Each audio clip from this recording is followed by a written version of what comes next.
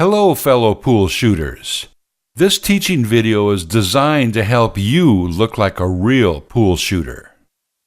Now, I'm not going to waste your time showing off pool tricks on how to make 5 balls at once or shoot a cue ball off of a cube of chalk. You can find those trick shots all over the internet.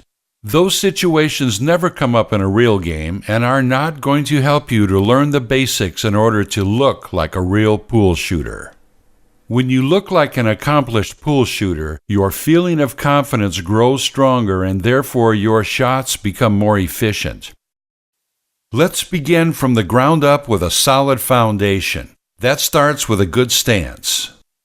Start with your feet spread comfortably apart and facing your target at a slight angle. Your body should be slightly off to the side so when you bend over, your head is naturally directly over your cue stick. Placing your head over the cue stick gives you the best view of your target. Once you are comfortable over the cue stick, lower your head as close to the cue stick as you can so that you can aim right down the stick like you would do with a rifle. All right, you are already on your way to looking like a real pool shooter. Now, it's important to have a good solid bridge in order to glide the tip of the cue stick consistently. There's basically 2 types of bridges for your bridge hand. There is the closed bridge, where your index finger is wrapped around the cue stick and is resting on your thumb, and there is the open bridge, where your thumb is squeezed against your hand and upwards, creating a V for the cue stick to glide on.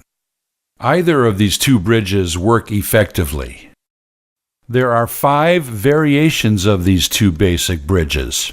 They are used to put different spins on the cue ball. That spin is called English. Number 1 is used for hitting the cue ball at its lowest point, creating backspin on the cue ball in order to bring it back towards you after your shot. This is accomplished by bending the middle finger of the closed bridge underneath your hand so that you can lower the stick as much as possible. This can also be accomplished by lowering an open bridge as much as your bridge hand will allow. Number 2 is used for hitting the cue ball in the middle to create no spin. A standard closed or open bridge will work for this. Number 3 is used for hitting the cue ball at its higher point and is accomplished by raising the palm of your bridge hand off of the table. This is used to create a forward spin on the cue ball so that the cue ball follows the ball that is hit. Number 4 is used to shoot over a ball. This is an open bridge raised up onto your fingertips and the butt end of the cue stick elevated. Number 5 is a rare technique used for extreme elevation occasions. This is accomplished by crossing the index finger over your middle finger and then pressing your fingers down onto the table for an extra strong foundation. Whatever you do, make sure that you do not use a bridge that allows the cue stick to move through your hand uncontrolled. That is a surefire way for people to see that you don't know what you're doing. Don't look stupid! When gripping the butt end of the cue stick, hold it at a balance point so that your arm from the elbow down can hang relaxed. This frees up any tension and allows your arm to have a smooth, flowing stroke. Unless absolutely necessary to reach a faraway shot, do not hold the cue stick at the very butt end. This creates tension in your arm and shows once again that you don't know what you're doing. Don't look stupid! Now, let's talk about the importance of a smooth, flowing pool shooting stroke. You want a smooth, flowing stroke because it not only removes the tension in your arm, but also helps the cue stick to glide in a consistently straight path. This should be a flowing forwards and backwards motion from the elbow to the hand only. The rest of your body should remain as still as a statue. The only moving parts should be your elbow and wrist on your stroking arm. This is one of the keys in having the look of a professional pool shooter. As you look back and forth between the cue ball and your target ball, your stroke should remain flowing smoothly the whole time. Then, right before you shoot, look at the target ball last and hit the ball during one of your already flowing forward strokes. When applying English to the cue ball, a good rule is never to hit the cue ball more than 1 Q-tip's width away from the center of the ball. This applies to left and right English as well as low and high English. You can get more spin on the cue ball than you think by keeping the Q-tip contact point within 1 Q-tip's width around the center of the ball. Like this shot where your opponent scratches and your only target ball is behind the line in the kitchen. Your goal with this shot is to hit the cue ball into the side rail outside of the kitchen, then spin the cue ball left and back into the kitchen to hit your ball into the hole. This was done by hitting the lower left side of the cue ball 1 Q-tip's width from center.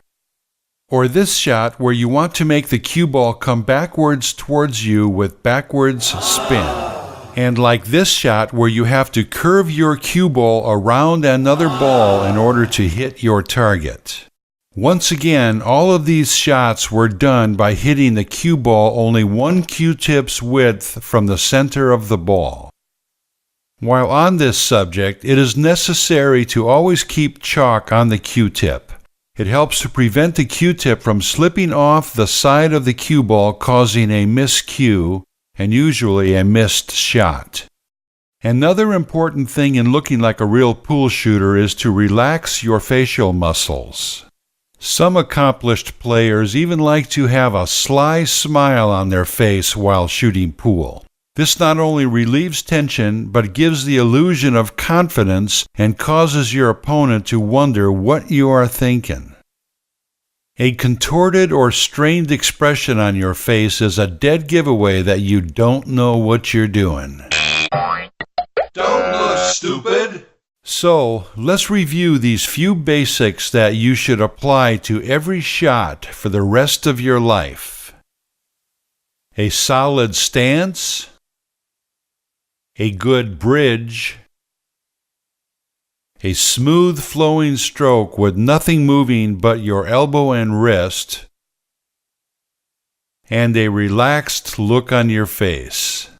You, my new pool shooting friend, are now looking like a real pool shooter.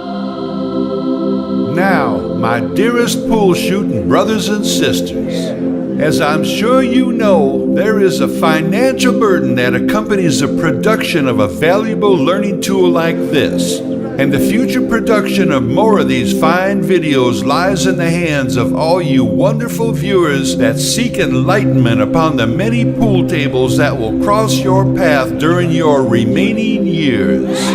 Now, if you feel that you've benefited in any way from the sharing of this hard-earned knowledge, and that this lesson will give you a worthwhile advantage in helping you win your next pool shooting wager, perhaps you could be so kind as to put one small, thin $5 bill into an envelope with a note from you telling me how you now have become a better pool shooter.